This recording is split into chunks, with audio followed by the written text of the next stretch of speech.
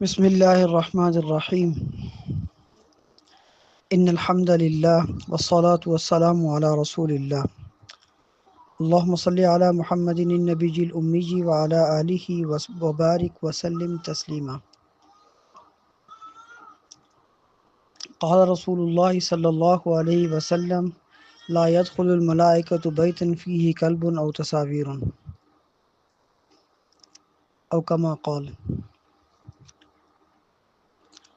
حدیث مبارکہ کا ترجمہ یہ ہے: فرشتے ایسے گھر میں داخل نہیں ہوتے جس میں کتا یا تصویر ہو۔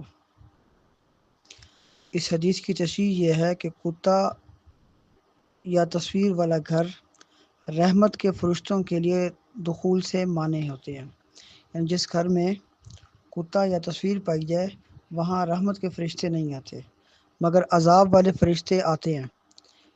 اس حدیث میں ملائکہ سے مراد وہ فرشتے نہیں ہیں جو انسان کی حفاظت و نگرانی اور اعمال لکھنے پر مامور ہیں، کیونکہ ایسے فرشتے تو ہمیشہ انسان کے ساتھ رہتے ہیں اور وہ کبھی جدا نہیں ہوتے، اور ان کی تعداد میں بھی اختلاف ہے کہ یہ جو انسان کے ساتھ مستقل فرشتے ہوتے ہیں یہ کتنے ہوتے ہیں، کیونکہ احادیث میں اس میں مختلف باتیں ہیں، مختلف روایات ہیں۔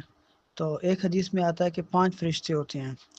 انسان کے جو دائیں بائیں فرشتے ہیں یہ کرامن کاتبین ہیں جو اس کے اعمال لکھتے ہیں، اور ایک فرشتہ انسان کے سامنے ہوتا ہے جو اس کو نیکی کی تلقین کرتا ہے، اور ایک فرشتہ جو ہے وہ اس کے پشت پر ہوتا ہے جو اسے گناہ سے روکنے کی تلقین کرتا ہے۔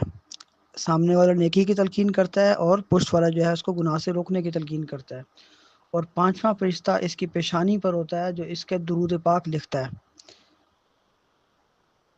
ٹھیک ہے، تو ایک روایت میں یہ آتی ہے، باقی کرامن کاتبین کو تو ہر جگہ پہ آتا ہے۔ تو اس میں اختلاف ہے کہ انسان کے ساتھ حفاظت اور اعمال لکھنے والے فرشتے کتنے ہوتے ہیں، تعداد میں اختلاف ہے۔ تو یہ انسان کے ساتھ ہر وقت رہتے ہیں۔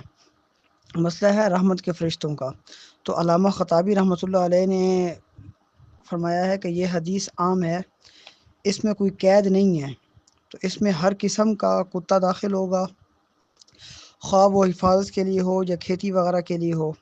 اسی طرح تصویر میں بھی ہر قسم کی تصویر داخل ہوگی، چاہے وہ بسترے پر ہو، چاہے وہ دیوار پر ہو، چاہے وہ جوتے میں ہو۔ احتیاط اسی میں ہے کہ امام نووی رحمۃ اللہ علیہ والی بات کو ترجیح دی جائے، اور بعض کتوں کو تو حدیث میں شیطان کہا گیا، اور فرشتے شیطان کی ضد ہے، اور فرشتے صفائی پسند بھی ہوتے ہیں کتوں بخلاف کتوں کے کہ وہ گندگی کو پسند کرتے ہیں اور گندگی میں ہی جاتے ہیں۔ فرشتے انسان کے لیے استغفار اور نزول رحمت کا سبب بنتے ہیں، اور کتے رحمت کو دور کرنے کا سبب بنتے ہیں، اور یہی مسئلہ تصویر کا ہے۔ تو ان تمام چیزوں سے اللہ پاک ہمیں محفوظ رکھے، اور اس میں یہ یاد رکھیے گا کہ اللہ ابتدا میں سخت حکم تھا کتے اور تصویر کا، بعد میں کتے میں کچھ رخصت دے دی گئی تھی، تصویر میں کسی قسم کی رخصت نہیں ہے، کتے میں پھر بھی کچھ نہ کچھ رخصت ہے۔ کتے میں رخصت یہ ہے کہ جو کتا حفاظت کے لیے رکھا جاتا ہے وہ، اور اسی طرح جو ہے جو شکار کا کتا ہوتا ہے وہ، تو ان کو گھر میں نہیں ہونا چاہیے، ان کو جہاں جانور وغیرہ باندھے جاتے ہیں ان کو وہاں ہونا چاہیے، گھر کی حدود میں کتوں کا ہونا غیر مناسب بات ہے۔ آج کل تو لوگوں نے بچوں کی طرح پالے ہوئے ہیں، اللہ پاک محفوظ فرمائے، حدیث پاک پر عمل کرنے کی توفیق عطا فرمائے۔